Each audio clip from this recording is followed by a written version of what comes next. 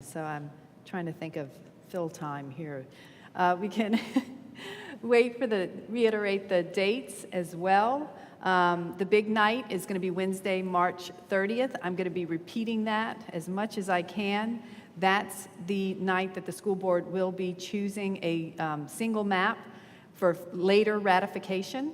It is when we have the greatest opportunity to really make sure our voices are heard about which map we would like to see the school board put forward for that.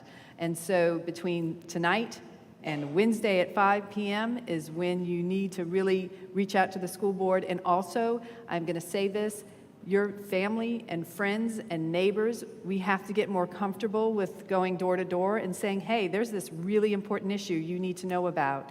And hey, and it's a great way to meet your neighbors too, right? We're getting all disconnected from our neighbors. So whatever community or group you're in, please, bring up the topic and the issue and start talking to them about it and exchanging ideas, and also encouraging them to read resources that are out there. On that note, any information I mention, I have at the back of the room, know about, and I know Caitlin's provided as well, copies of Tony Fairfax's report. So I'm doing a summary. If you want to get into the weeds of Tony Fairfax's report, it's back in the back of the room, and you can take a look at it back there. I've also have a copy of the what I affectionately call my treatise, my 23-page report on a history of the East Baton Rouge Parish School Board and all of the reasons why it's so important that we consider increasing the number of single-member districts. And so that is 23 pages. It can be found on Substack with my name, Tanya Nyman, and also, yeah, that's it. And then if you find Restore the EBR School Board Facebook page, you'll find links to it there as well. Oh, and you would know my screensaver would go on and I'd get locked out on the computer right as I'm... Okay. All right, from current slide. Is it going to go? Try again. Sorry, guys.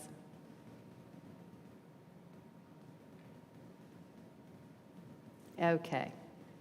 So, all right, we're going to go to the recap slide. There, can y'all see that? Yeah, that's a little small, but, well, one of the things, I'm just going to summarize very quickly. One of the things we did previously, we had a meeting here December 9th, I think, and I went into much more detail, but one of the things we talked about was just the importance of the redistricting process and how important it is to have fair maps. So all of you probably know by this time that with each decennial census, we redraw our political bodies, the maps of our political bodies, to make sure that we're abiding by one person, one vote, which is how we make sure that everybody's vote kind of counts about the same, and also abides by Section 2 of the Voting Rights Act, which is making sure that we have racial proportionality and that districts aren't gerrymandered in order to crack and pack, undermine the voting strength of communities of interest, particularly African Americans, the Black community. And we also covered the history of the school board, starting with the 1980 consent decree that established single-member districts. So very quickly, before we had single-member districts, our school board members were elected by a multi-member ward basis, and the courts found that method did not allow African Americans to elect their candidate of choice because it diluted the voting strength of those communities. And so they transferred to a single-member district with the 1980 consent decree. At the time, they had 12 school board members, and so they created 12 single-member districts. And the number 12 was established by the population of the 1970 census. And they had now this number I'm not going to remember off the top of my head. It was 23,000 and a few hundred. I can't remember quite that. But it was one elected official for every 23,000, approximately 23,000 constituents. And so that was the ratio in 1970 that was established for the 12 single-member districts. In 1980, when they created the single-member districts, they created 12, one for each of the school board members. Those 12 school board members stayed in place until 2010. The first The first downsizing of our school board was from 12 to 11.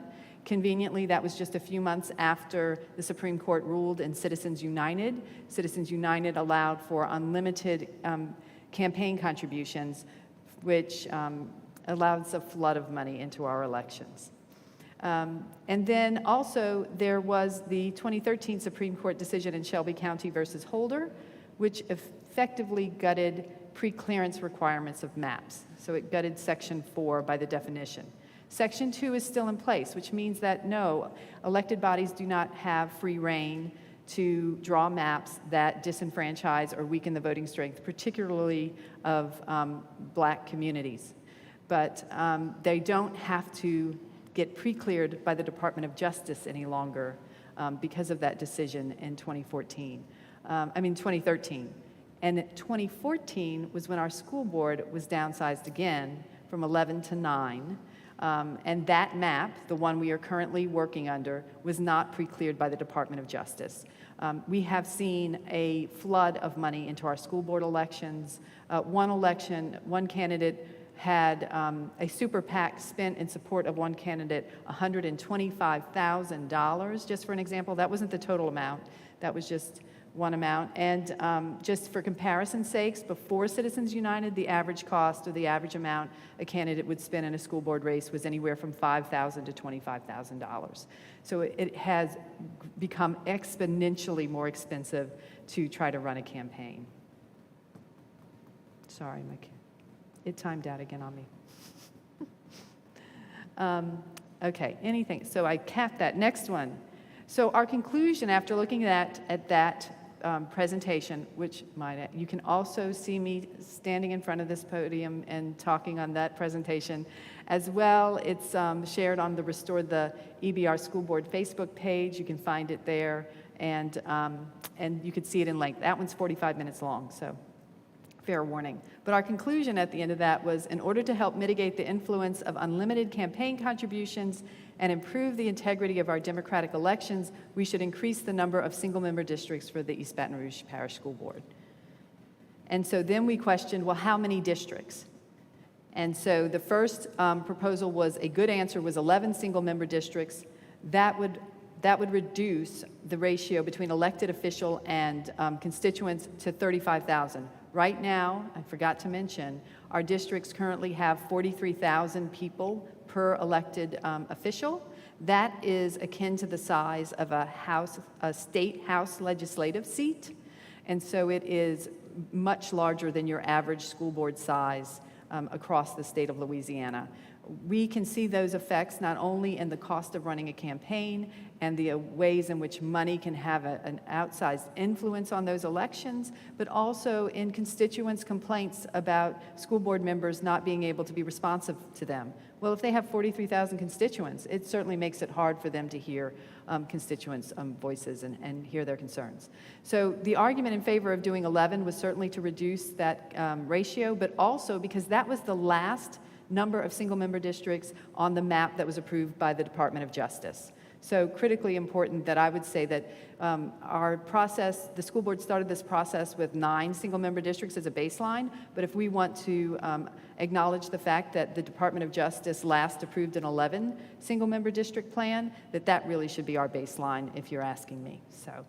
A better answer might be 12 single-member districts. That would reduce the ratio from 1 to 32,251. The argument in favor is that that was the number in place before Citizens United was decided, and the Baton Rouge Area Chamber began its campaign to enlarge the districts.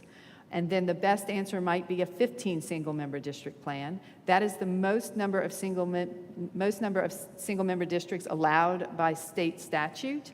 It would reduce the ratio to 25,801, which is much closer to that number that was established in 1970, when they still had the standard practice with the decennial census of increasing the number of elected officials to account for those increases in population size, right?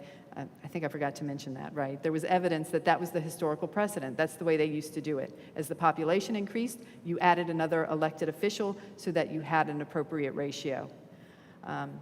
So that's the other one. Let's see. Oh, the 11 single-member district, I have a caveat these days about making that our baseline too, is because when they reduced down to 11 single-member districts in 2010, or 2011, I think, that was the first time that the business-backed candidates became a majority on the school board. Obviously, the districts became large enough that that money became had a greater impact. What? My bottom asterisk. Oh no, now you want me to go backwards.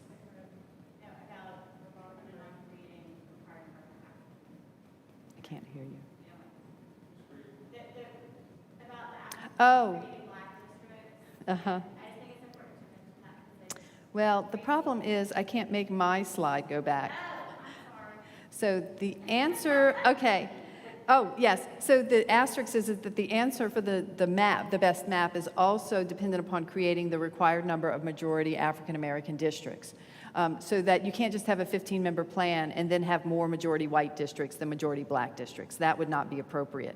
If you choose a 15-member plan, then you also have to have a majority of majority black districts.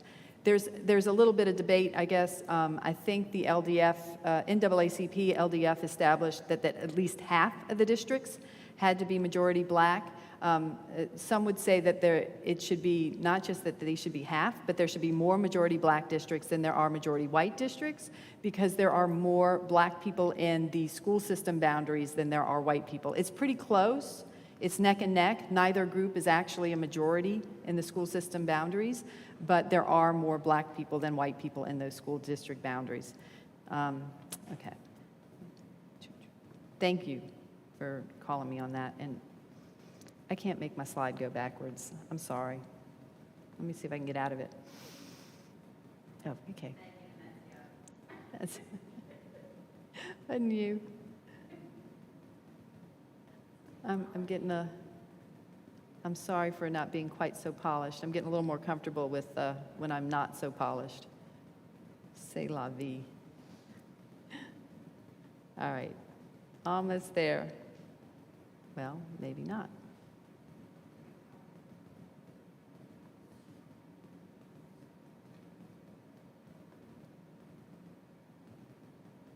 Boy, I really clicked back. I'm sorry, guys.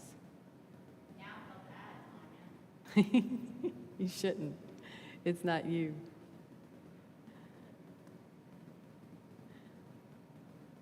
But I just want to make sure I don't miss anything. So I think this is it, though. Let's see. Yes.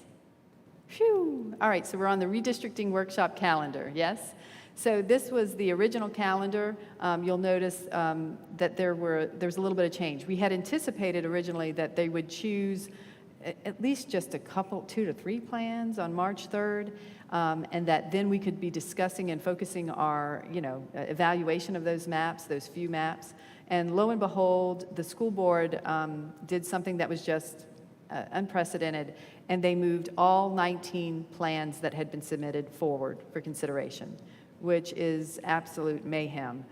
Thankfully, Vice President Dawn Collins introduced a proposal to introduce a new redistricting process, a revised redistricting process to select a single map. And so that's what they're doing on Wednesday night. They will choose one single map for later ratification.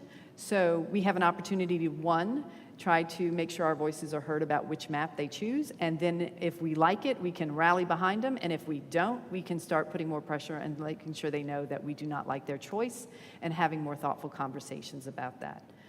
So that's the revised schedule. So the 17th, they adopted that process. They had their last redistricting public forum on Saturday. Wednesday, they will have their special meeting to adopt that single map, and then they will publish that single map along with all of the information that is required by statute in the advocate, and they will allow for at least 20 days of public review of that information, and then sometime after that, they'll have another special meeting where they'll ratify that plan. I don't think they've selected that date yet, so I'm just kind of estimating that it's going to be around April 28th or May 5th, I'm guessing. So please stay tuned. You have a question, Wayne.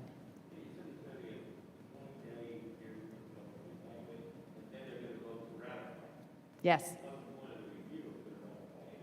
Well, that's when you can try to convince them not to ratify it. in theory, it's not supposed to be a given, right? It's supposed to be allowing for public input, and then they can decide, oh, maybe some people raise some good objections to this map. Yes? Well, and I was going to say, there will be a board meeting within that timeframe, so we might have an opportunity to voice our thoughts on that.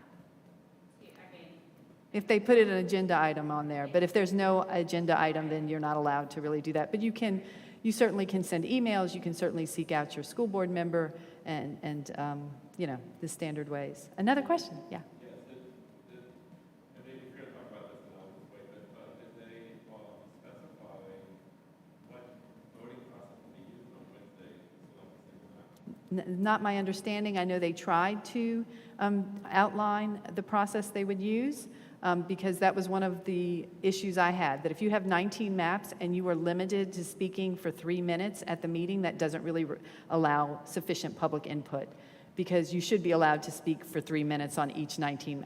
Well, quite frankly, I have an objection to limiting public to 3 minutes. Trying to get your thoughts into 3 minutes or less is a challenge. But to then try to talk about 19 maps in 3 minutes, that's just absurd. So I don't know. That's the public input part,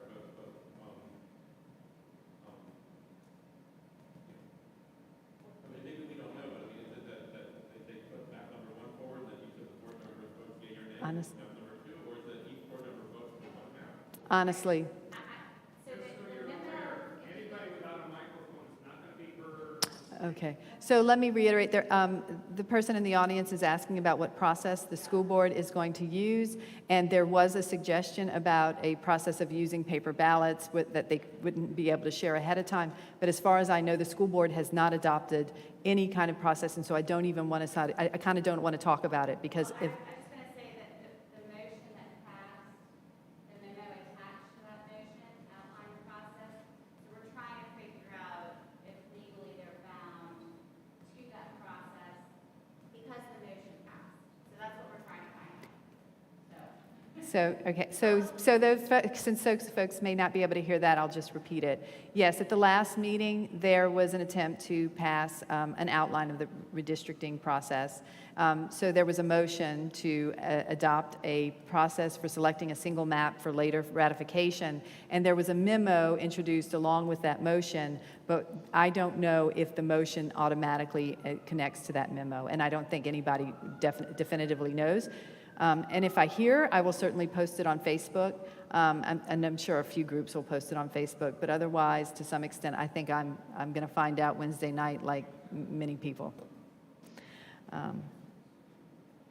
Oops, okay. All right. I did it again. So then what we're going to do is, so if we're trying to decide which map to get behind, the next question is, what single map do you want to advise the school board to select at the Wednesday, March 30th meeting? And to help you decide, I want you to consider the following report, but we're going to have Caitlin Joshua come up and talk about this report. You coming up, Caitlin? You're going to talk about Tony Fairfax, right? So Power Coalition is the one that really worked with Tony Fairfax. Do you want me to take you said the handhelds here in case somebody asks a question? Okay, yeah, that'd be great. All right.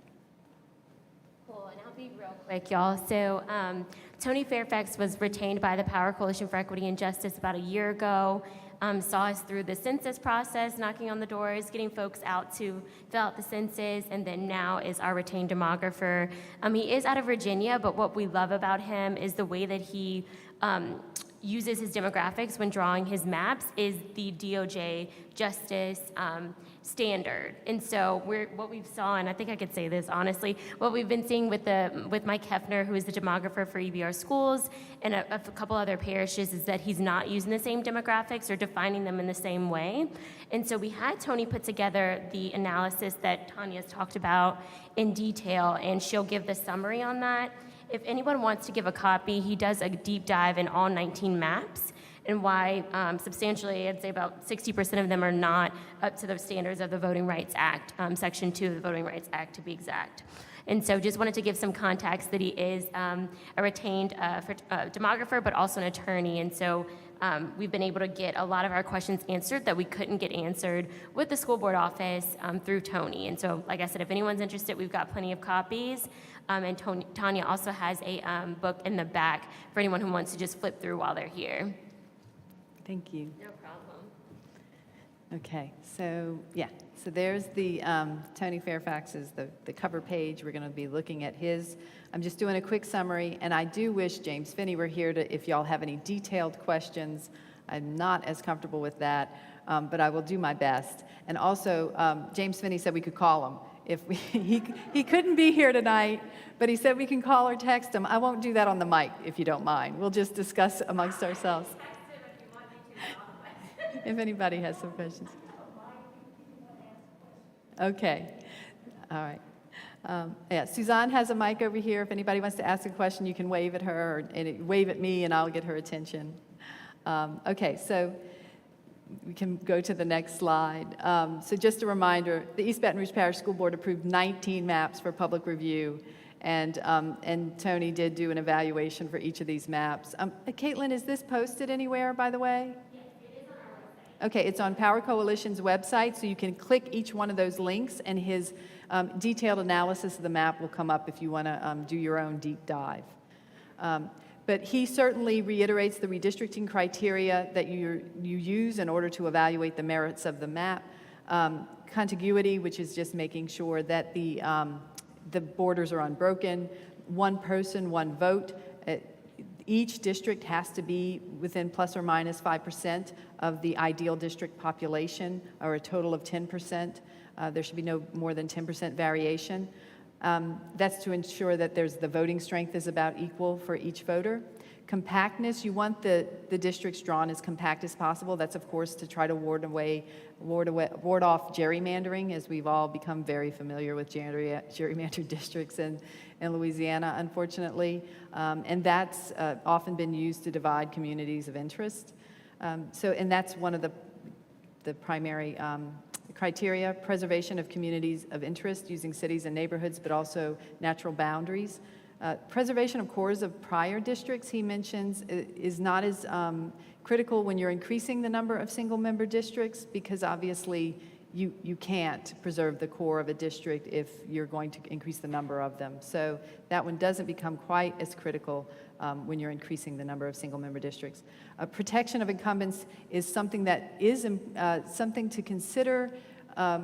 In fact, that's one thing I talk about, the way in which the redistricting of the map in 2014 was used to disenfranchise one of the incumbents, to pit two of the school board members against one another in order to try to get rid of one that did not seem to have a viewpoint that was shared by the Baton Rouge Area Chamber.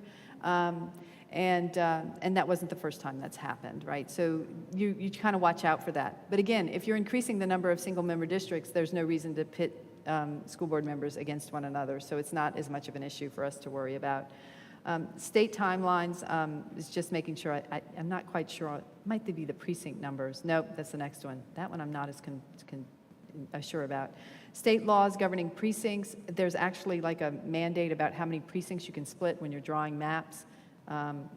If you want that, you can go read we have a little summary of it, but that one, I don't know off the top of my head the number of precincts you're allowed to split. And then compliance with Section 2 of the Voting Rights Act, which is talking about making sure that Black community is not disenfranchised in the way in which the maps are drawn.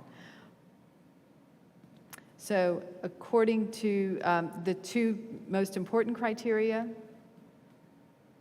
to consider, that's the next slide, Robin, is one person, one vote.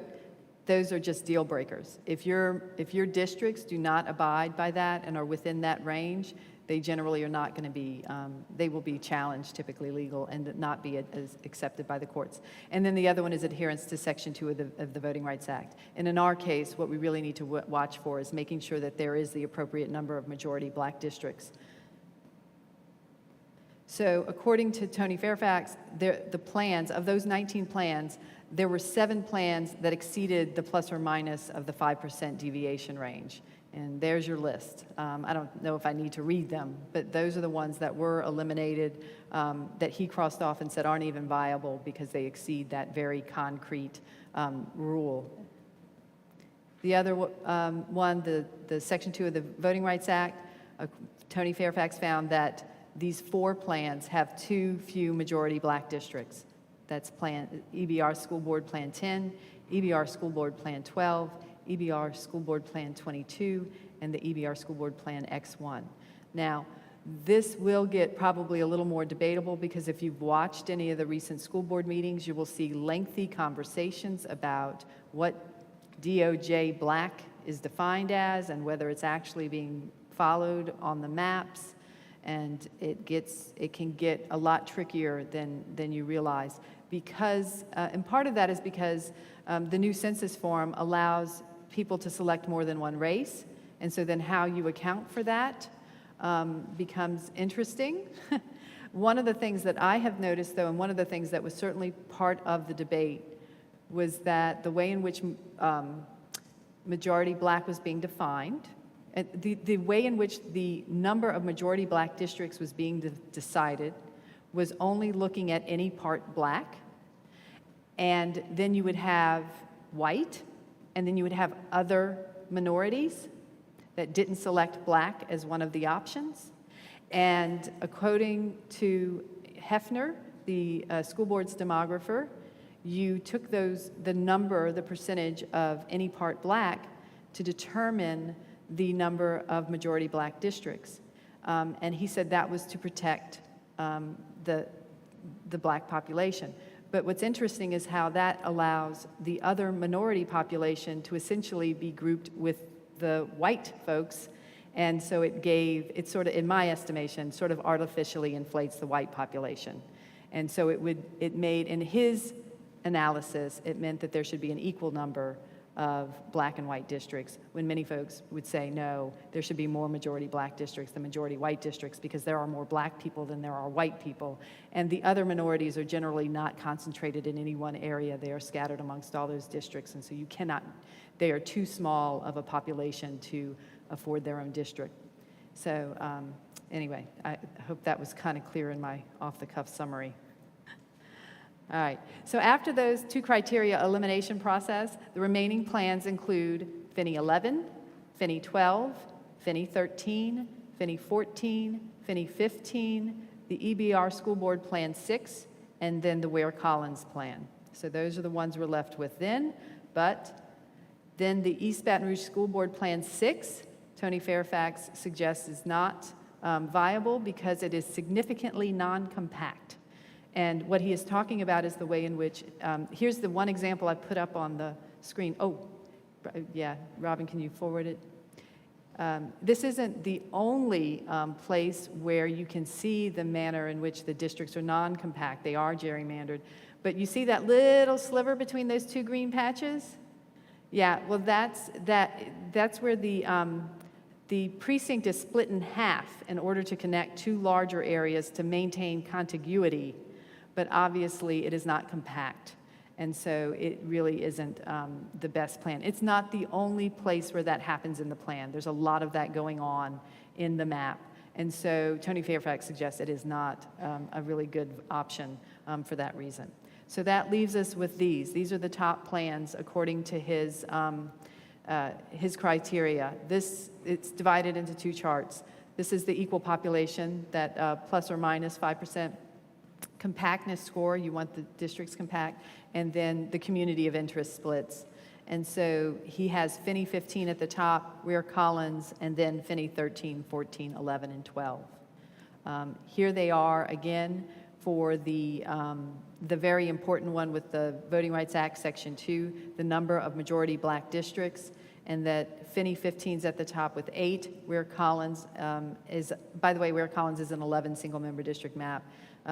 There's 6 majority black districts in that one. Finney 13 has 7. Finney 14 has 7. Finney 11 has 6, and Finney 12 has 6. So those are at the top of the list.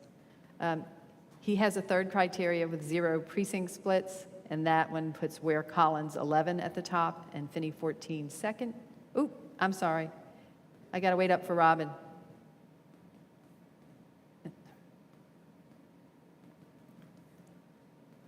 Let me see. Now I got to go back here. Okay. There. Can you catch up, Robin, to the 0 precinct splits? There we go. So where Collins' plan has 0, puts that at the top, and then Finney 14. But according to his best criteria index, the best plans are the Finney 15 and the Ware Collins plan. And the summary, I'm just going to read it, you guys. After reviewing the final plan choices using the best criteria index, Finney 15 and Ware Collins were the top 2 plans. These plans had 5 out of 4 out of 10 best criteria totals, respectively. Each of these plans performed better overall than any of the other 17 plans that were analyzed. However, there are other plans included after the criteria elimination process. These plans consist of the following: Finney 11, Finney 12, Finney 13, and Finney 14. Finally, in order to choose the final plan, the ultimate criteria may be determining the acceptable number of districts that the East Baton Rouge School Board desires. And so even Tony Fairfax says you start with, well, how many single-member districts do we think is the best one to go for, and then you draw a map abiding by all those other criteria, and that's the best way to do a map. I don't know if we'll really get that, but just keep that in mind. So what we're going to do is I'm going to wrap up this presentation very quickly, and then you see that the maps are at the back of the room, and we are going to talk amongst ourselves. If we all come to an agreement on one map, wonderful. If we all have like small groups, that's fine. This is the democratic process. Make an informed decision and take action, whatever you can, to see to it that your elected officials listen to your voice and vote for that map. Robin, next slide too. There we go. For those at home, attend the meeting on Wednesday, March 30th at 5 p.m. It's the school board office on South Foster Drive. I think it's 1050. Don't quote me on that. Or you can submit a comment via the online portal. And so just so you can, I don't know, can y'all see that? I tried to do a screenshot.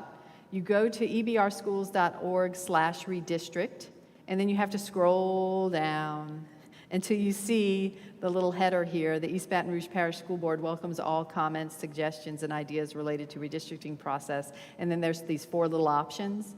And one of those options, that one, did that show up? Next screen, Robin? Let's see if it shows up. Yeah, you see I circled it for you. Click here to submit a comment. And if you click there, it'll take you to this little box, and you fill it out and submit your comment. Now I'm going to say, I like to double and triple, these types of things, so submit it here. I wish if they posted the agenda, I would also show you how to submit a comment on the agenda item, because sometimes I worry about where they're going to consider the public comments submitted or viable. But they haven't posted their agenda yet, so I can't show you how to do that. So just keep that in mind. If you have a little extra time to submit another comment, when they post their agenda tomorrow, you can go online and find a way to respond to the agenda item. But for now, for those of you in the room, let's check out the maps. Please recall what you've learned about the history of the East Baton Rouge Parish School Board, recent elections, Tony Fairfax's evaluation of the 19 maps. Discuss the merits of the maps with your fellow concerned citizens. Pick a map, submit a public comment via the online portal. I'll even take my computer down and we can log in, and if you want to do it here, that's great. And then please, if you can at all, attend the meeting on Wednesday, March 30th at 5 p.m. to testify in person. I will admit, attending these meetings and waiting around till it's finally your turn to get up and say your 3 minutes can be a tedious process, but it does have a great impact when your school board members if they see that room filled with people who are motivated enough to show up in person. It does have a really great impact. So if you can do it, please do. And but if not, but also submit that online comment, that public comment on the online portal. Now it's up, of course. Okay. Well, I will show those of you who are in the room, we will look at that on the computer. But otherwise, y'all ready to get started? We're going to sign off from the live stream. Thank you, Robin, so much. I forgot to thank Robin. I couldn't do this without Robin. He figures